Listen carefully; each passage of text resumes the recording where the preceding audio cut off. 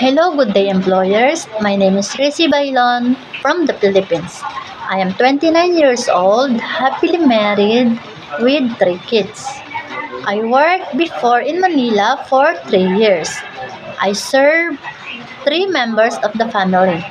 My duties and responsibilities was cleaning the house, ironing their clothes, washing, and also taking care of their child by giving his personal care, basic needs, and also securing his safety. We sometimes play. I read them books like Cinderella, Snow White, and I sing a song. Uh, You are my sunshine, my only sunshine. You make me happy when skies are gray.